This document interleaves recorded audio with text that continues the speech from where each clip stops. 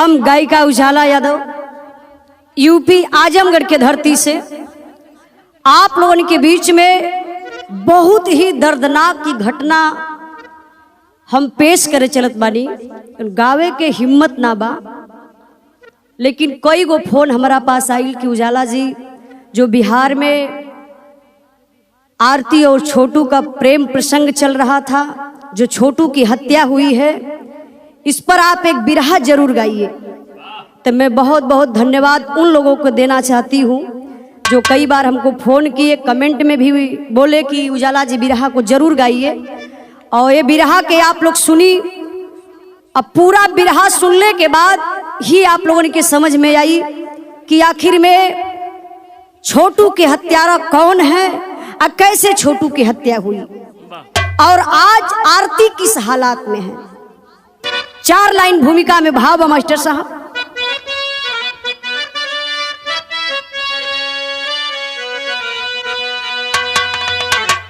अरे प्यार की व्याख्या किस कलम से करूं,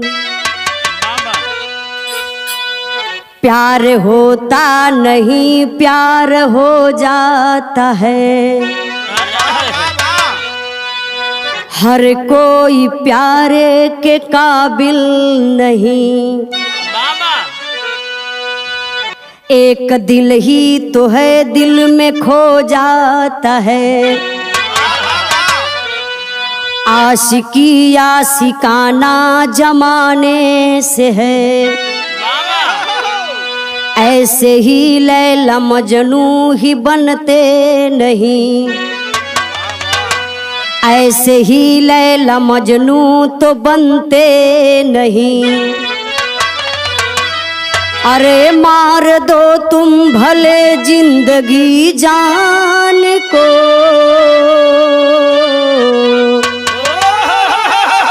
प्यार का देवता मार सकते नहीं।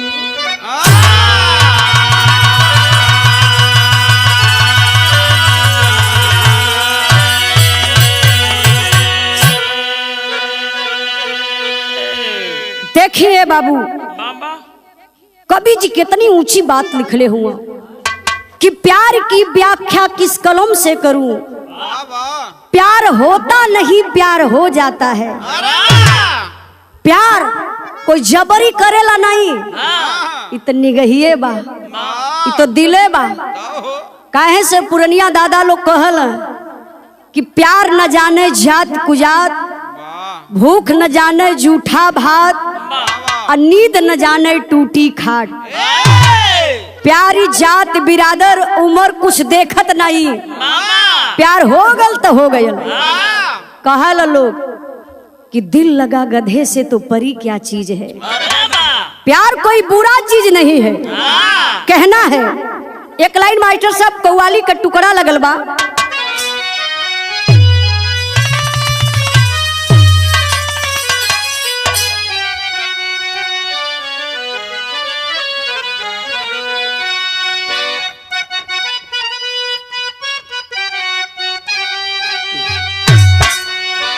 आए खुदा तुमसे अर्जी लगाऊं, आए खुदा तुमसे अर्जी लगाऊं, ओ मुझे मैं उसे भूल जाऊं,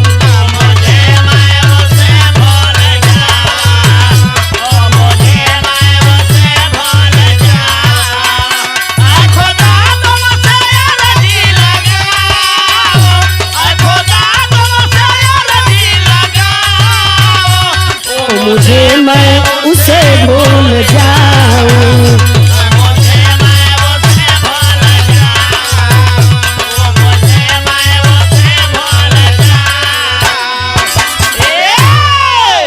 भाव पर गौर करी मास्टर साहब।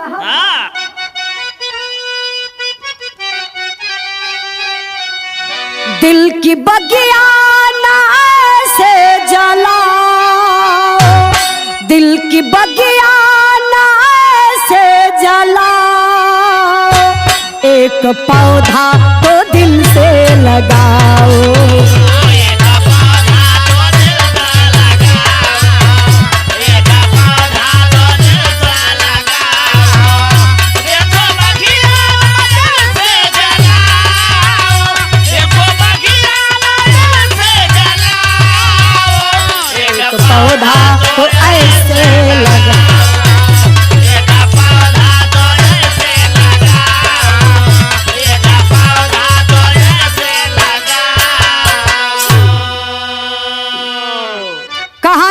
शुरुआत बा।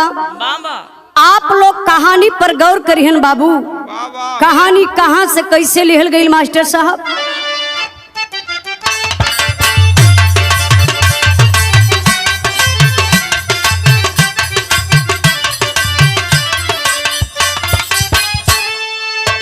राधा का नाम अमर प्यार की किरदारी में, राधा का नाम अमर प्यार की किरदारी में, राम ने प्यार किया सीता से फुलवारी में।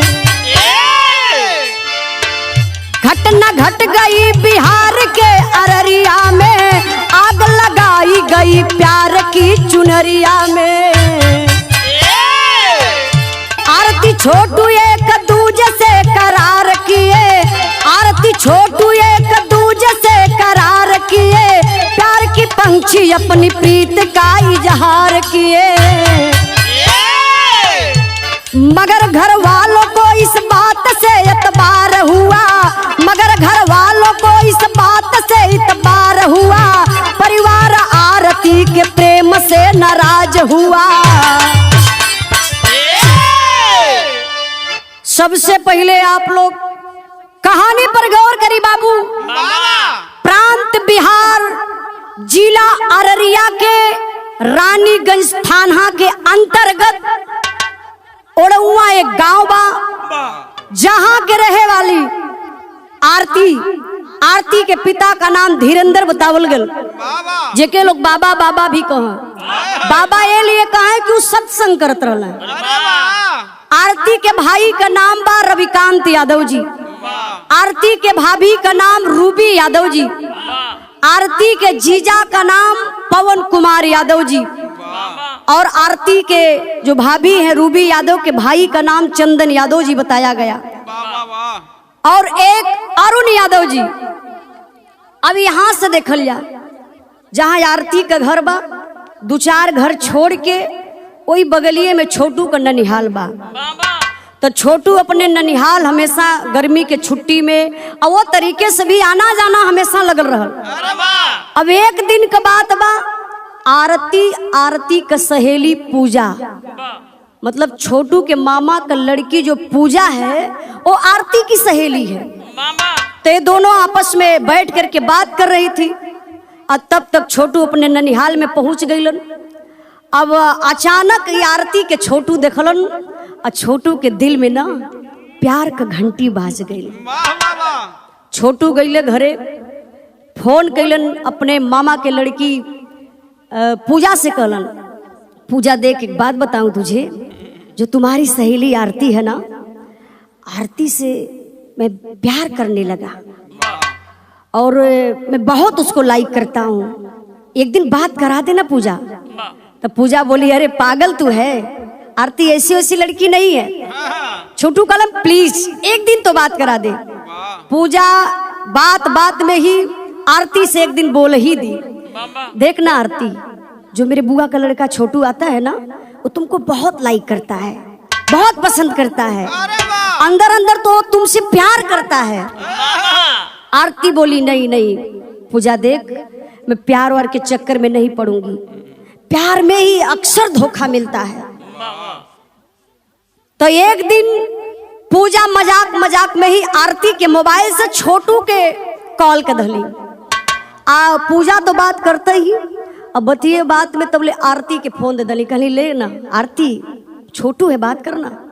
तो आरती बोली हेलो, तुम कौन हो, तुम मेरे पीछे क्यों पड़े हो।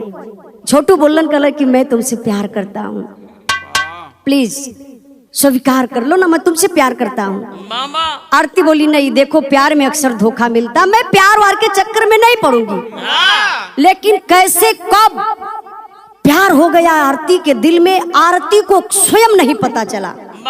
एक दिन की बात है मास्टर साहब। अब बात का बा, एक लाइन गीत लगल बा, हमारे पापा का ही फेवरेट गीत बा मास्टर साहब, चौने के स्वर्गीय रामदेव गुरु गावत रहलन। कैसे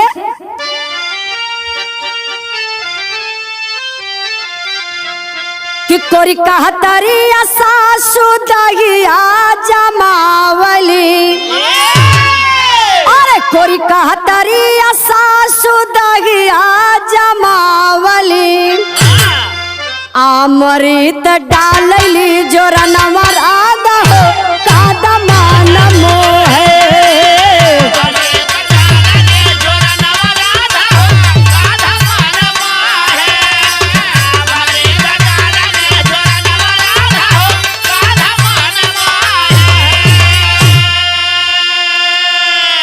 भाव पर गौर करी मास्टर साहब। उमर का गगरिया भरत हरिया छाला कावली, अरे उमर का गगरिया भरत हरिया छाला कावली, छोटू कयारती अजोरिया भैली हो नैना भैल जा बचार।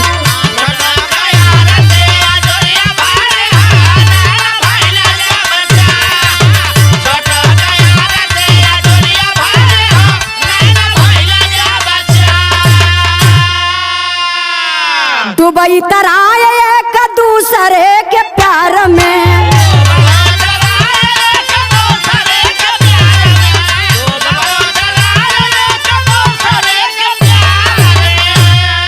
अब प्रेम का पन्ना पढ़े दिल के अखबार में,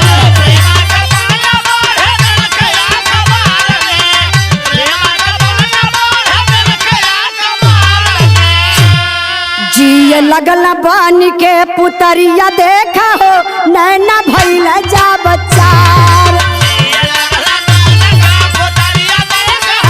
नैना भैल जा बचार।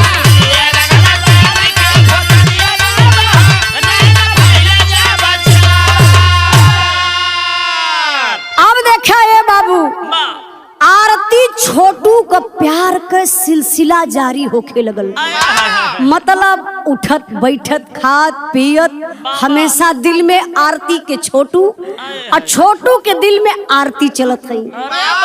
धीरे धीरे तनी समय और बीतल और जब और समय बीतले मास्टर साहब तब का भल गीतिये बदल गई।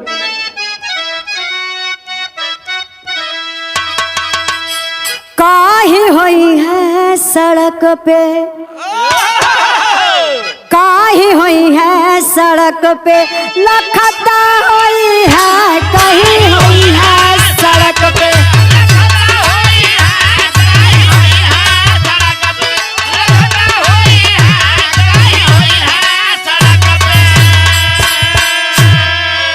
और गला डाली के रुमालिया, और गला डाली के रुमालिया हंसता होई है, कहीं होई है सड़क पे लखता होई है, कहीं होई है सड़क पे।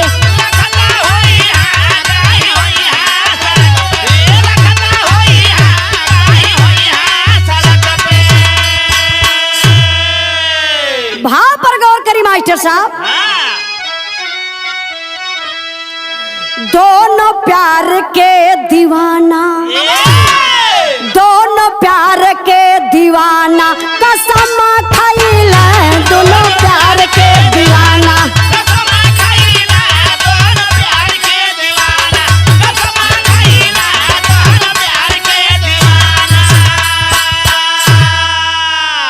और जब कि प्रेम के परीक्षवा, और जब कि प्रेम के परीक्षवा लसम भइल, दोनों प्यार के दीवाना कसम खइला, दोनों प्यार के दीवाना कसम खइला, दोनों प्यार के दीवाना कसम खइला, दोनों प्यार के दीवाना। अरे साथ नहीं छोड़ब कसम वही राम के, मंगिया में से नुरा सजाई तोहर नाम के।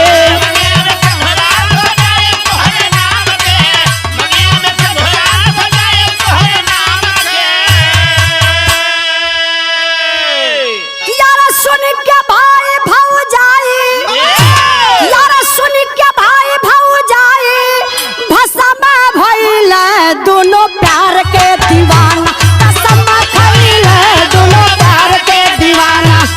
बहुत अच्छे।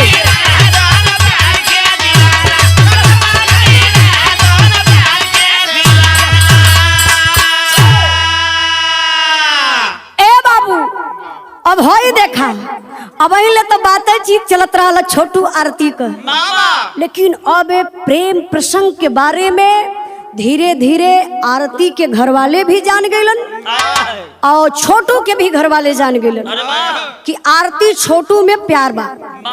अच्छा, जब भी छोटू अपने ननिहाल में आवे तो आरती से भेंट मुलाकात हो जाए, देख ले कि बेरी तो लोगन के दिल में तसल्ली मिल जाए। प्यार करे वाला ही प्यार के बारे में जानी है बाबू। अजय प्यार कबो कैल ही न रही, वो प्यार के बारे में का जानी।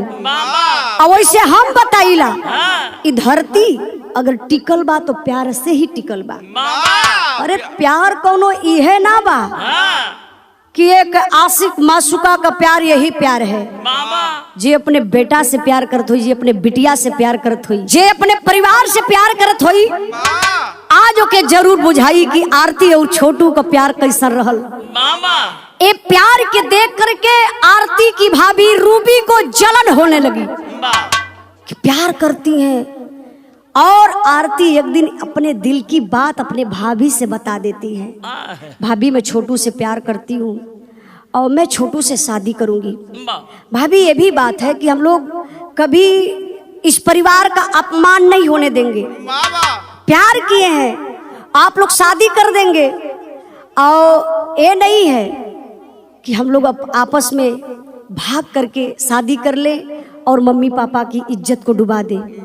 शादी तो हमारी कहीं होगी जरूर, तो हमारी शादी छोटू से करवा दीजिएगा। अभी बतिया बाबू रूबी जब सुन ली तो धीरे धीरे रूबी भी बात करने लगली छोटू से। अब कभी 8 दिन पे, कभी 10 दिन पे, कभी 15 दिन पे, मतलब बात ऐसे धीरे धीरे चलत बा। अब एक दिन भयल कहे मास्टर साहब गीतिया बदल गई।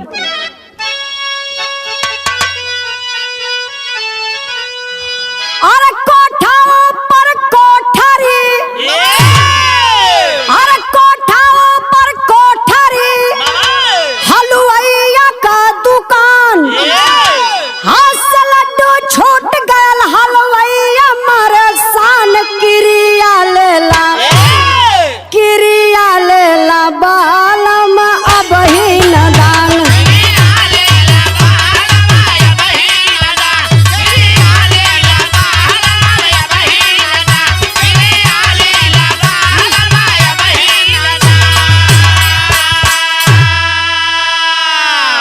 बिरहा पर ध्यान दइए बाबू, कहना बा मास्टर साहब। अरे बाहर भीतर लगे चौकसी, जब प्यार चढ़ा परवान, एक दिन मिलके भाई भौजाई साजिश रचे सुजान, घरवा हमरे तू आवा है मेहमान, घरवा हमरे तू।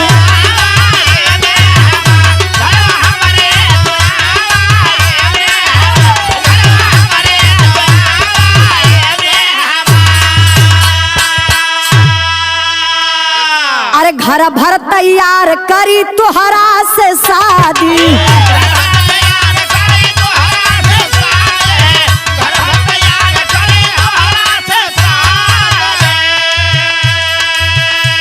आरती हमार तोहर बनी है शहजादी।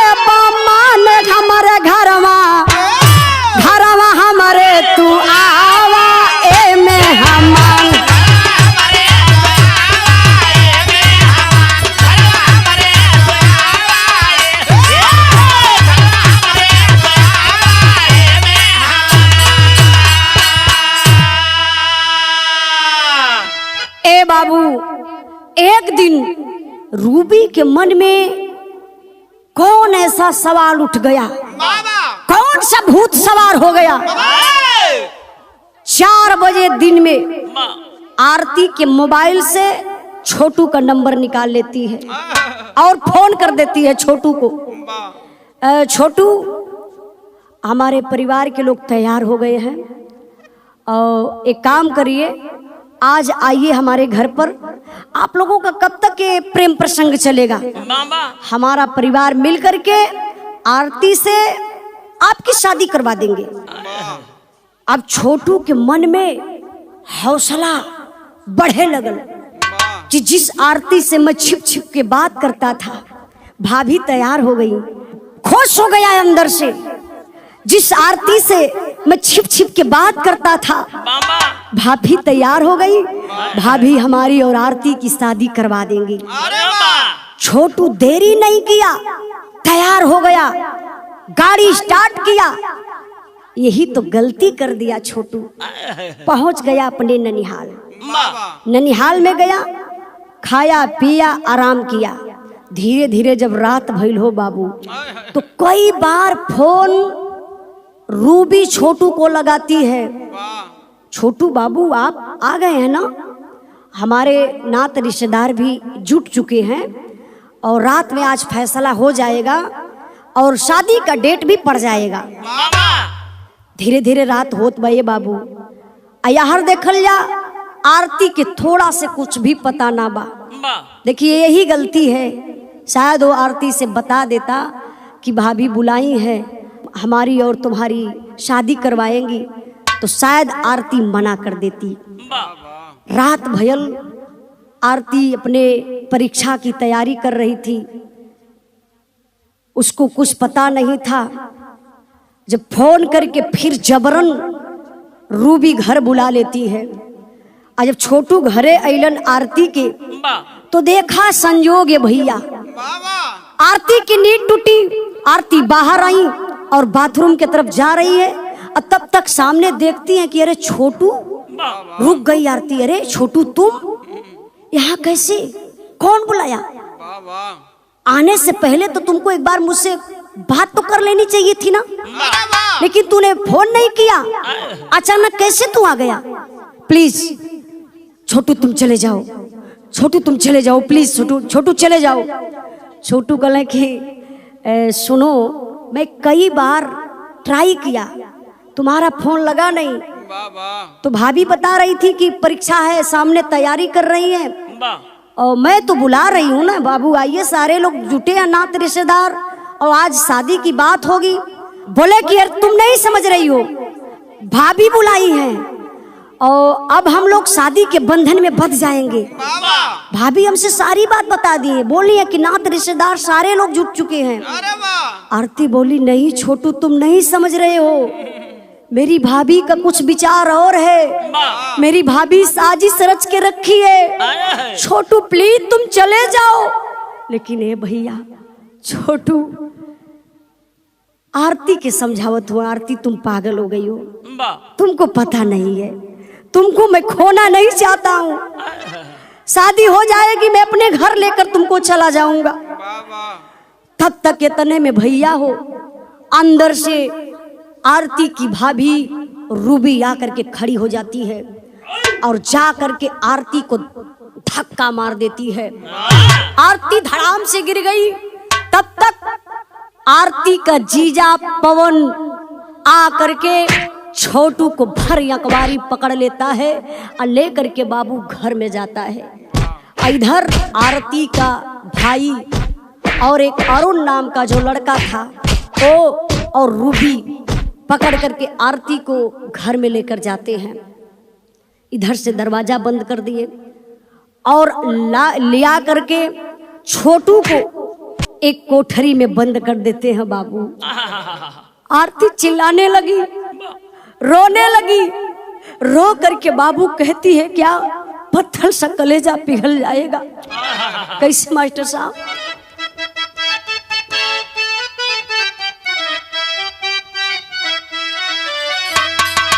अरे हाथ गोड़ बांधे लगा कसैया बहिनी बुझी गईली। अरे हाथ गोड़ बांधे लगा कसैया बहिनी बुझी गईली। आया बता भैया कह दी है तो भैया बहिनी बुझी गईली।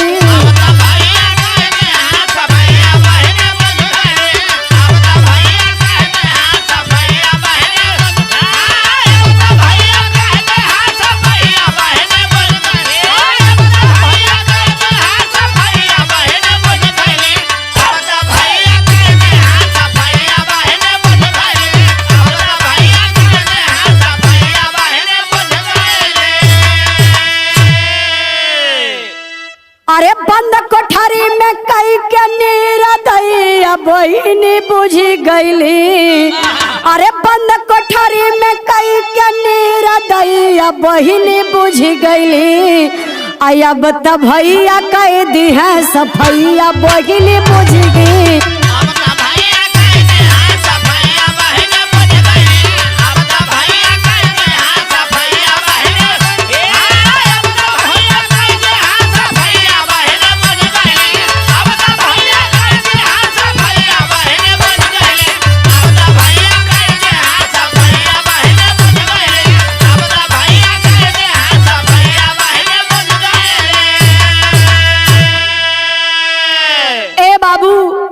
आरती रोती है, भैया भैया मुझे मार डालिए लेकिन छोटू को मत मारिए, इसमें छोटू की एक भी गलती नहीं है।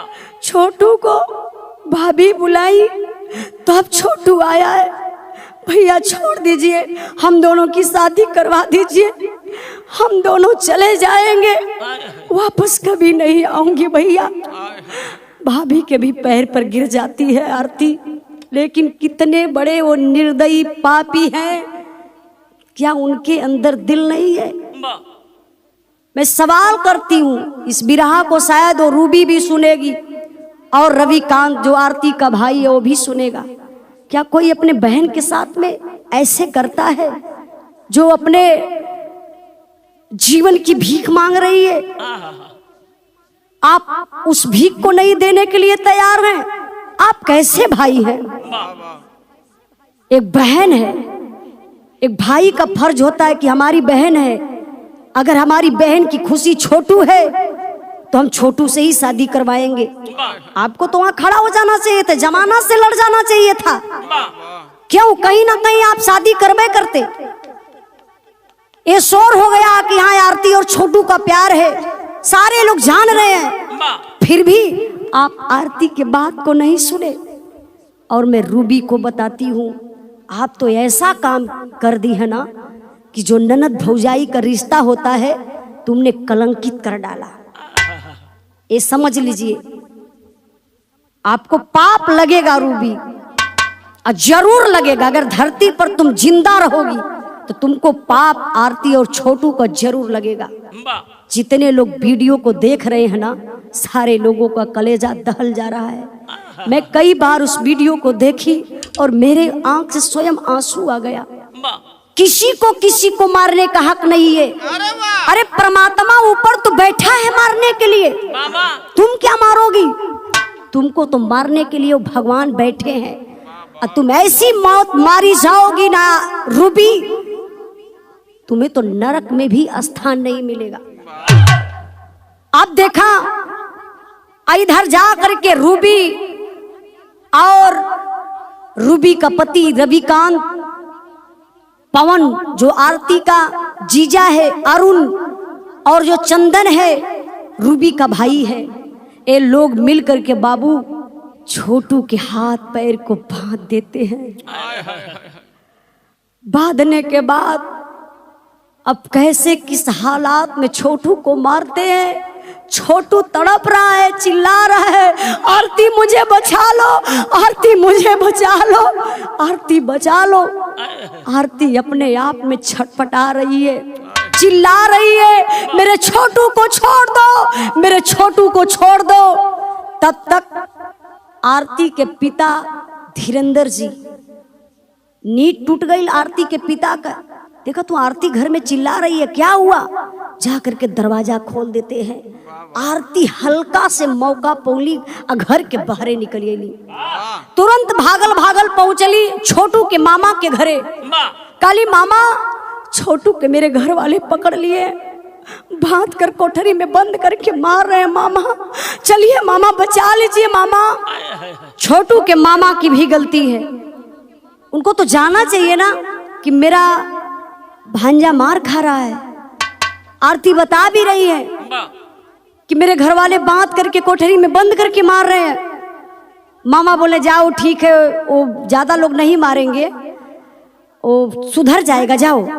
इतना मामा बोल के चुप हो गए। बेचारी फिर आरती भागते गिरते आती है घर पर, डर रही है कि मुझे भी लोग मार देंगे। तब तक फोन पा जाती है, मोबाइल एक चार्ज पर लगी थी पिताजी की। आरती उठा लेती है मोबाइल और चोरी से जा करके छोटू के पिताजी को फोन करती है। जब फोन नहीं लगता है तो फिर आरती फोन ट्राई करती है। जो छोटू का बीच वाला भाई है जो गुजरात में रहता था, वो बेचारा गुजरात में है, और फोन जब लगाई तो छोटू का बीच वाला भाई फोन को रिसीव किया, बोला हेलो, हाँ आरती, इतनी रात को कॉल, क्या हुआ? तो आरती बताती है, रोती है, क्या कहती है मास्टर साहब?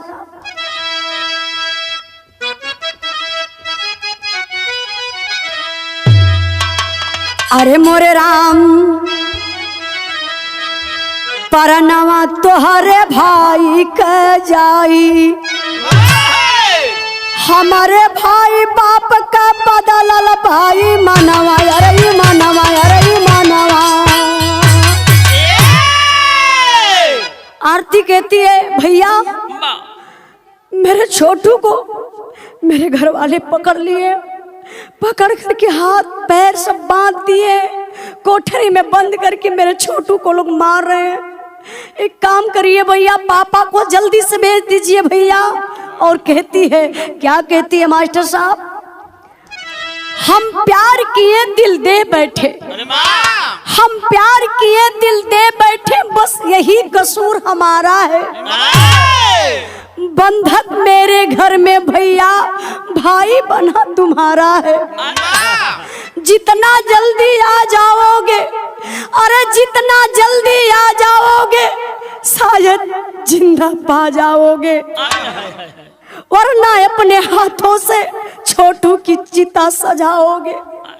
बड़े पुत्र के साथ पिता, अरे बड़े पुत्र के साथ पिता आरती के घर पर आए हैं, छोड़ दीजिए मेरे बेटे को, आंसू बहुत बहाए हैं। छोटू का बीच वाला भाई बोला, आरती फोन रखो। फोन रख दिया, तुरंत अपने मम्मी के पास फोन लगाया, मम्मी पापा को फोन दो। पापा, आरती के घर वाले छोटू को पकड़ लिए हैं और कोठरी में बंद करके मार रहे हैं। अरे बाप रे बप्पा, नींद में हैं पिताजी, घबरा गए, समझ में ही कुछ नहीं आया, मैं क्या करूं, क्या हो गया मेरे छोटू को? छोटू तो अपने ननिहाल गया था। तुरंत जैसे तैसे बाबू गाड़ी स्टार्ट करते हैं पिताजी, आरती के घर पहुंच जाते हैं। जो छोटू और आरती के घर की दूरी मात्र 8 से 9 किलोमीटर की दूरी है। जब छोटू के पिता आरती के घर पर पहुंचते हैं, बोलते हैं मैं छोटू का पिता हूँ, मेरा बेटा जो गलती किया है मेरे बेटा को छोड़ दीजिए। तब तक आरती के पिता, जिस कमीना को लोग संत बताते हैं, बाबा कहते हैं, बाबा के नाम पर कलंकित है, ओ कमीना लाठी चला दिया छोटू के पिताजी के पीठ पर। पिताजी तुरंत भाग जाते हैं, गांव में घूमने लगते हैं, भैया मेरी मदद करिए, मेरी मदद करिए, मेरे बेटे छोटू को आरती के घर वालों ने बंद करके मार रहे हैं, मेरी मदद करिए। तो गांव वाले भी साथ नहीं देते हैं। देखिए गांव वाले भी अभी नहीं जुटे। अब पिताजी भीख मांग रहे हैं कि मेरे छोटू को चलिए आप लोग बचा लीजिए। तब तक छोटू का बड़ा वाला भाई भी आ जाता है और बोलता है मैं छोटू का भाई हूँ, मैं माफी मांग रहा हूँ, मेरा छोटू अब जिंदगी में कभी गलती नहीं करेगा, मेरे छोटू को छोड़ दीजिए। तब तक जो पवन है ना, वो तो पापी जल्लाद है, आ करके बाहर खींच कर मारा छोटू के बड़ के भाई को एक तमाचा, वो भी गिर जाते हैं। और बोलता है वो पवन जो आरती का जीजा है, बोला कि तुरंत घर में से रसरी लाओ और लाठी लाओ, बांध करके इसको भी मारते हैं। छोटू का बड़ा वाला भाई भी भाग गया। बाबू फोन करते हैं, और जब फोन करते हैं तो छोटू के घर वाले और छोटू के कुछ दोस्त और जब आ जाते हैं आरती के घर पर। जब आरती के घर पर आए तब जो अरुण नाम का व्यक्ति है वो बाहर आया और छोटू के पिताजी को सांत्वना देने लगा। बोला पिताजी आपका बेटा छोटू सुरक्षित है, आप टेंशन मत लीजिए, आपका बेटा घर में है ना, बस एक काम करिए, आप शादी की तैयारी करिए और आरती और छोटू की शादी हो जाएगी और आरती को साथ में लेकर जाइएगा। अब इसी तरीके से वो अरुण बहका रहा है, फुसला रहा है। छोटू का बड़ा वाला भाई है, वो फोन कर देते हैं। बगल में छोटू की बहन की शादी हुई थी, जो छोटू का जीजा थे, वो गाड़ी लेकर के आरती के घर आ जाते हैं। गाड़ी आ गई, अब गांव पूर के लोग भी जुट गए। तब फिर छोटू के पिताजी हिम्मत करते हैं, बाबू जा करके उस खिड़की से झांकते हैं जहां लोग छोटू को मार रहे थे। झांकते हुए और एक आवाज देते हैं, मैं हाथ जोड़ता हूं, आप लोगों से माफी मैं मांगता हूं,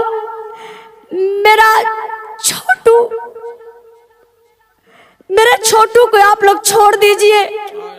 जो मेरा छोटू गलती किया है, अब गलती जिंदगी में नहीं करेगा। ये आवाज पिता की भैया हो छोटू सुन लेते हैं, और जब छोटू सुनने हो भैया भयल का हो मास्टर साहब।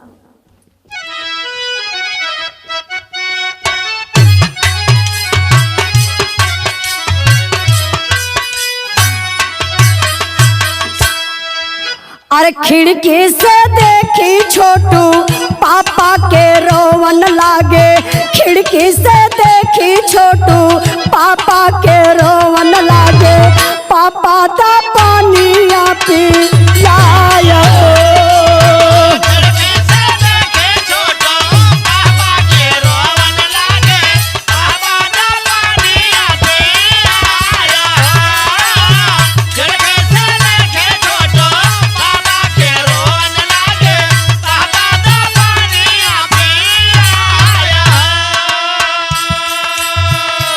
तोहरा के देखे खातिर शायद हम जियत बानी, तोहरा के देखे खातिर शायद हम जियत बानी, गलती कुल काई दिया माफ।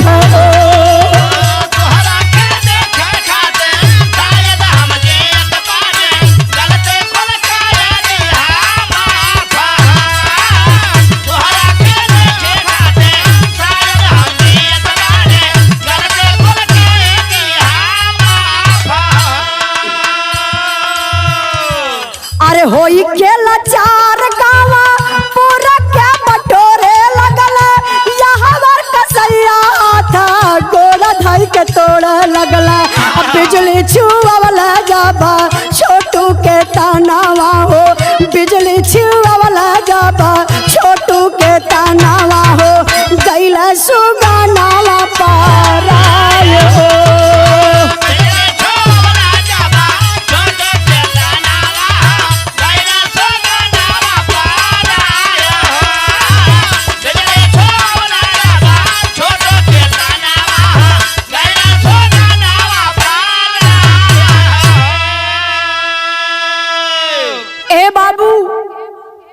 छोटू के पिताजी हिम्मत करके उस खिड़की के पास जाते हैं, दुहाई देते हैं, मेरे बेटा छोटू को छोड़ दीजिए आप लोग। इस आवाज को छोटू सुन लिया कि मेरे पापा आ गए। छोटू अंदर से हिम्मत करके बोला, पापा पापा मुझे पानी पिला दीजिए, पापा बचा लीजिए, बहुत लोग मारे हैं पापा। एक बाप का कलेजा क्या कहेगा बाबू, जरा आप लोग सोचिए। बेटा मार खा रहा है, पानी मांग रहा है, पिताजी कैसे उस बेटे को पानी पिलाए। अंदर बाहर होने लगे। उसके बाद बोलते हैं, मेरा बेटा पानी मांग रहे हैं ना, मेरे बेटे को आप लोग पानी पिला दीजिए। मैं अंदर नहीं जाऊंगा, लेकिन आप लोग मेरे बेटे को पानी पिला दीजिए। क्या वो पापी पानी पिलाएंगे बाबू? पिलास लाते हैं, बोलते हैं साला तू पानी पिएगा। जो शौकीन था छोटू, आप लोग भी देखे होंगे फोटो, ना जो उंगली ना है ना, पेचकस से कैसे कैसे कर करके उस उंगली के नाक को निकालते हैं वो पापी। उस पकड़ से पकड़ करके 10 हाथ की उंगली और 10 पैर की उंगली नाखून तो निकाल लिए पापी। उसके बाद ये जो पवन है और जो अरुण है, एक हाथ पर पवन चढ़ गया है और दूसरे पर अरुण चढ़ा है। इधर से जो रूबी है ना, वो पापी पकड़ कर वही पैर बैठी है और देखती है कैसी उसकी निगाहें हैं। ऐसा तो कोई जानवर के भी साथ नहीं करेगा। क्या किया था छोटू, बस प्यार ही न किया था। छोटू आरती से अगर दूरी बनाना ही था तो कई रास्ता है।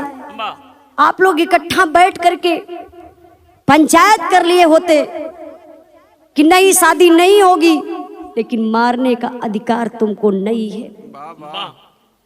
उसके बाद फिर गुस्सा आ गया उन पापियों के अंदर। अब क्या गुस्सा आ गया, कैसी गुस्सा है, बस बिजली का तार निकाल करके बाबू छोटू के शरीर में जगह जगह वो पापी छुआते हैं और छोटू छटपटा छटपटा करके उसी घर में अपने प्राण को त्याग देता है। जब इस शरीर से प्राण निकल गया, उसके बाद जो छोटू के कुछ दोस्त थे आए और बोले छोटू के पिताजी से, पिताजी आप कब से आए हुए हैं? पिताजी बोले मैं तो कब से आया हूँ, बेटा छोटू अंदर पानी मांग रहा है, लोग पानी भी नहीं पिला रहे हैं, मेरे बेटे को मार रहे हैं।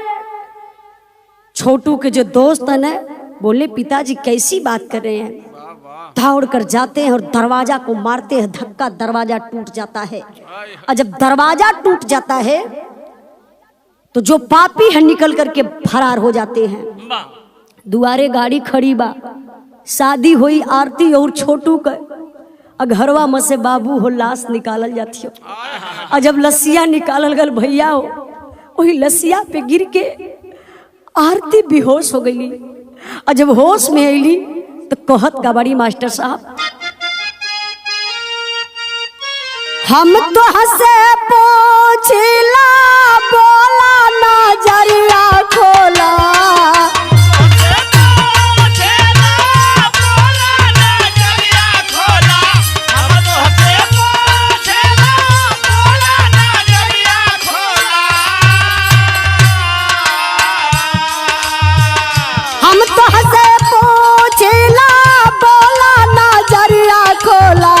कहाँ गैला टुआरी बनाइए जान हमार,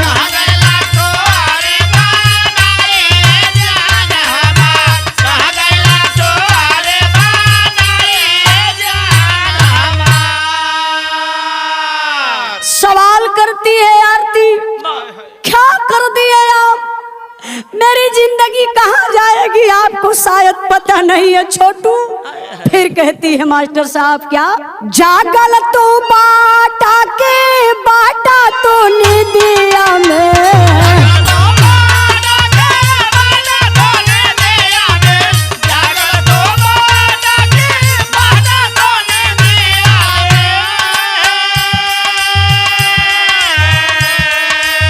जागल तो बाटा के बाटा तो निदिया में, इतना दहमा के बाताई कर जाऊ हो,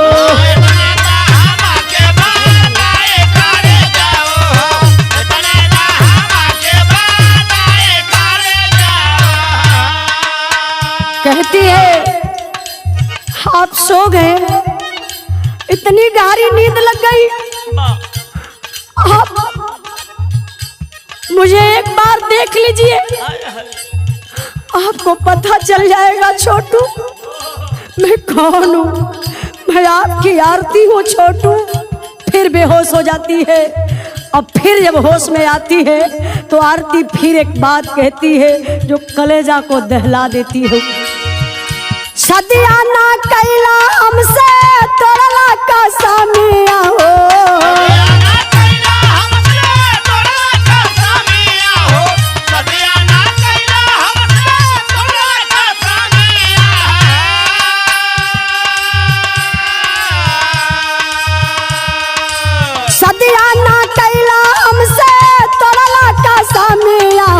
के हमर मांगी आशा जाई कर जाऊ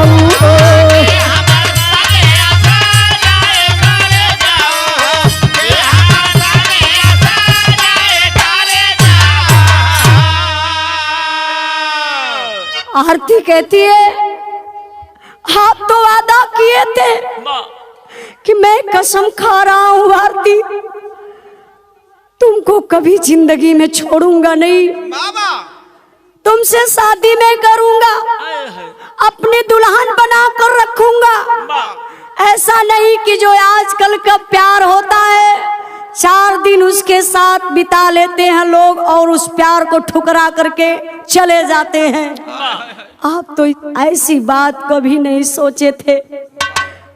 रोती है बेचारी, गिर जाती है लाश पर, बेहोश हो जाती है।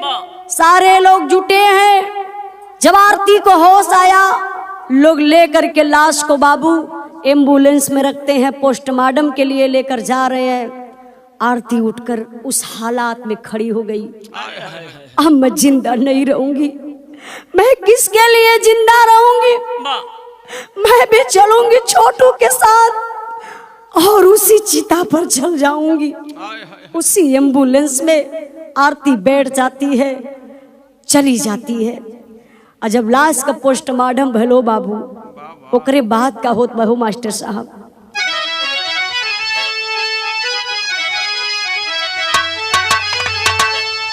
अरे मातम पसारा देख मौत का खेला मेला जुटल बा। अब ओसे पूछा जे कर मरल गधेला मेला जुटल बा।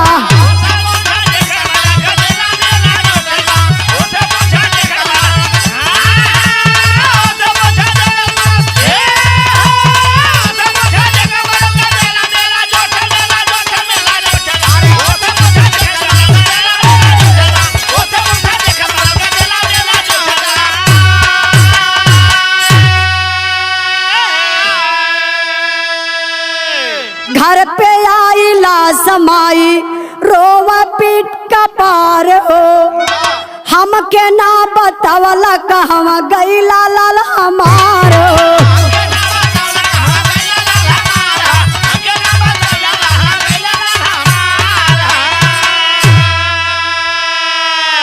अरे घर भर के छल के आंसू के रेला मेला जुटल बा। और छोड़ के गईला आरती के अकेला मेला जुटल बा।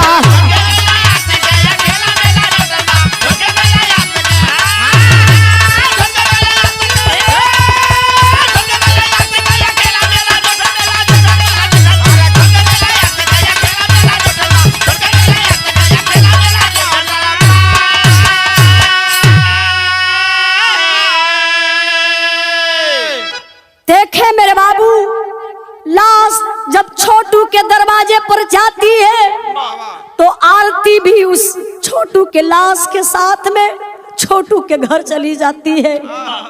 दुनिया में कहा जाता है क्या समय है, बेटा जन्मावेला लोग तो कहेला हमार बेटा बा, हम कंधा पे उठाई श्मशान घाट पर ले जाई।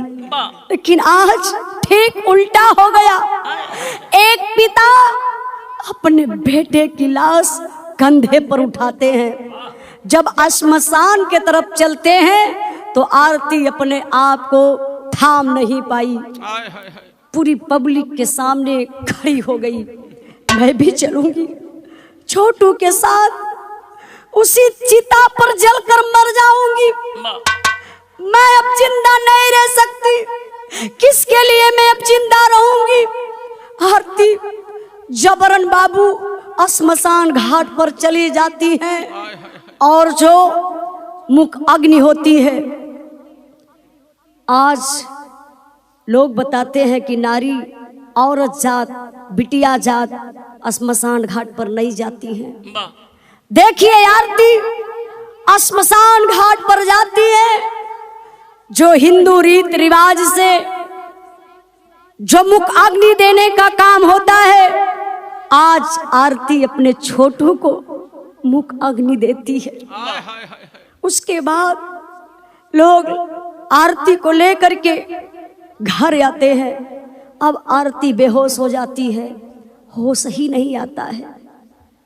देखिए मैं उस परिवार को धन्यवाद देना चाहती हूँ, छोटू के परिवार को धन्यवाद देना चाहती हूँ, जिस आरती के चलते छोटू की जान गई, लेकिन छोटू के परिवार के लोग आरती को ले जाकर के हॉस्पिटल में भर्ती कर देते हैं।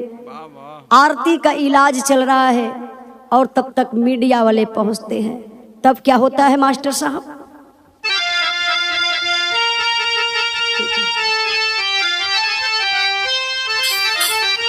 अरे घरवा उजारे वाले घर के बसावे सीखा।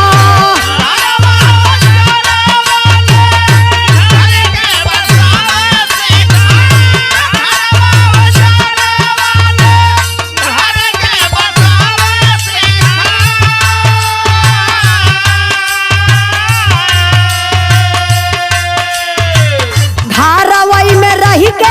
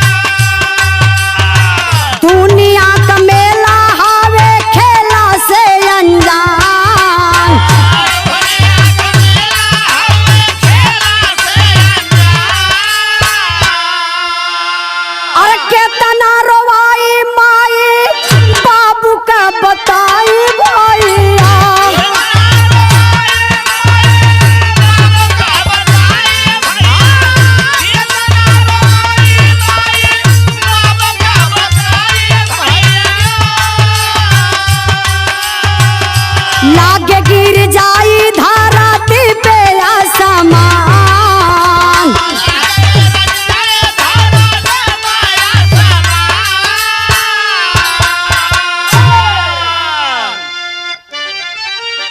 अरे दीवाना कलसिया लेके चलल बा दीवानी बाबू।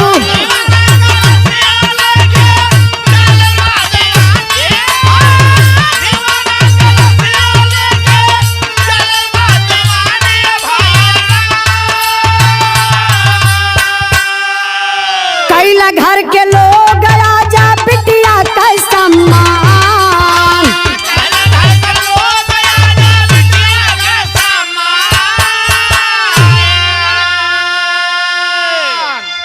देखें बाबू, मैं बताती हूँ, किसी की दुनिया उजाड़ना, किसी का घर उजाड़ना, ये तो बहुत आसान है।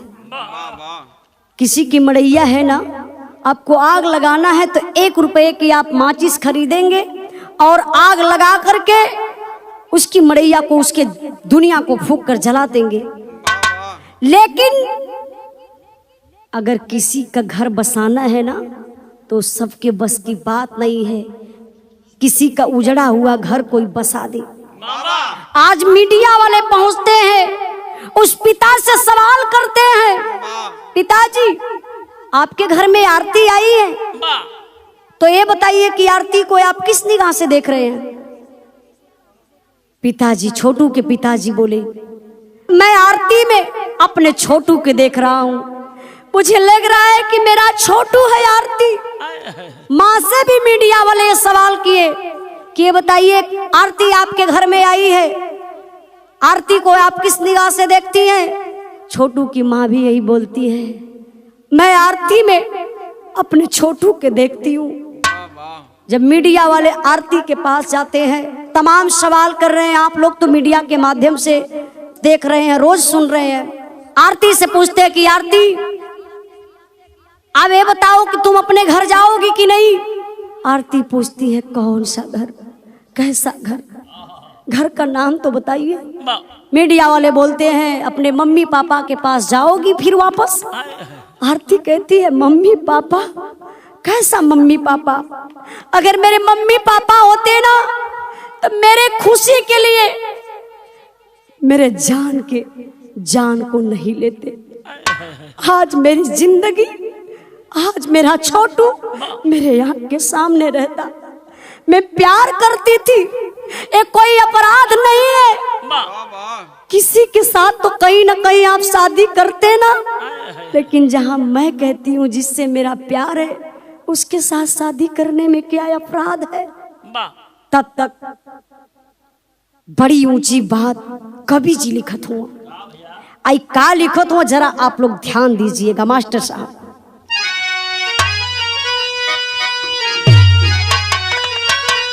अरे आवे ना समझ में कभी पूछा बतिया, बेटा मनबा की बना के बेटी करबा सदिया।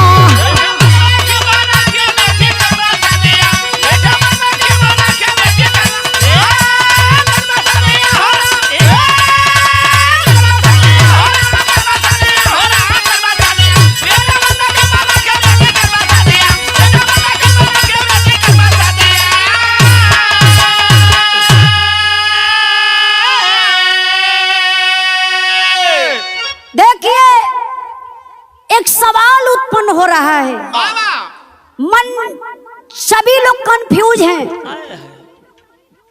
यही सवाल है बार बार लोगों का कि आवे ना समझ में कभी पूछे बतिया, बेटा मनबा की बना के बेटी करबा सदिया। अगर छोटू के आरती में छोटू के देखत हुआ तो आरती के बेटा बना लला, अगर माला बेटी समझत हुआ तो आरती का शादी दूसरी जगह करबा कि ना करबा। लोगन का इस सवाल उठत बा। तब तक मैं आप लोगों से कहना चाहती हूँ, क्या मास्टर साहब, अरे छोटू के रहल जवने आरती से प्यार हो, अन्ना मामा से उनके काबू करी है अब सिंगार हो।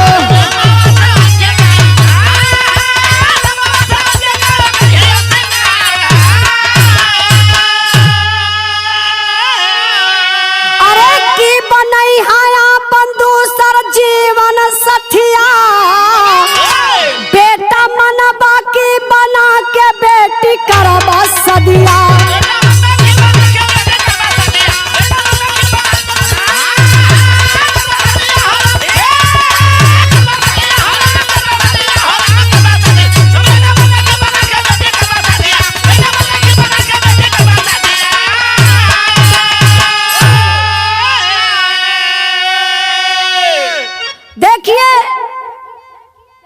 मैं बताती हूँ बाबू, आरती की अभी उम्र कुछ नहीं है बेचारी की, मुश्किल से 19, 20, 21 की एज होगी, लेकिन आरती बहुत बड़ा फैसला लेती है कि मैं जिंदगी में शादी नहीं करूंगी, मैं छोटू की विधवा बनकर रहूंगी।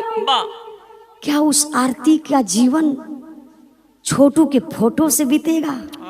जरा आप लोग सोचिए। और मैं आरती के माता पिता और आरती के भाई और भौजाई से भी सवाल करती हूँ, क्या आरती की जिंदगी छोटू के फोटो से बीतेगी? गौर करिए बाबू, कहना है क्या मास्टर, नैहर न बाटे नहीं बाटे ससुरारिया, आखिर कहाँ जाई उनके जीवन का नवारिया।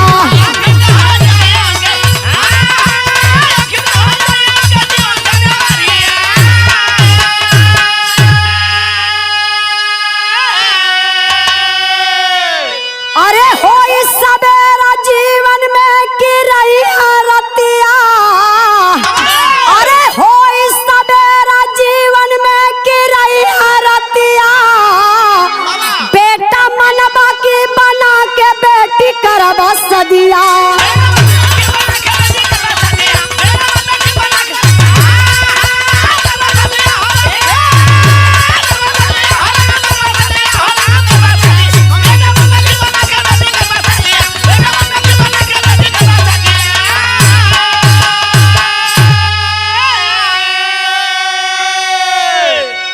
देखिए बाबू, अब आरती बेचारी की ना नैहर रह गयल ना ससुराल, छोटू के घर को क्या मानेगी? अब आप लोग बताइए, वो अपना ससुराल भी नहीं मान सकती अभी। आरती के जिंदगी में रात का रात ही रह जाएगी कि कभी जिंदगी में आरती के सवेरा भी होगा। अब आगे क्या होता है, क्या होगा आरती के जिंदगी में, आरती क्या निर्णय लेती हैं, अगर आप लोगों को ये बात की जानकारी लेना होगा तो आप लोग बिरहा सुन करके कमेंट में जरूर बताइएगा। हम भाग 2 भी गा देंगे और आप लोग जान जाएंगे आरती अपने जिंदगी में क्या फैसला ले रही हैं। बिरहा के आखिरी भाव मास्टर साहब। गुरु बिहारी गुरु गणेश प्यार परम भगवान, स्वर्ग गए चंद्रिका कवि प्यारे लाल के गीत चढ़ी आसमान। अरे परनवा तोहरे भाई का जाई, उजाला गया कवि के गुजाला तरनवा, परनवा तोहरे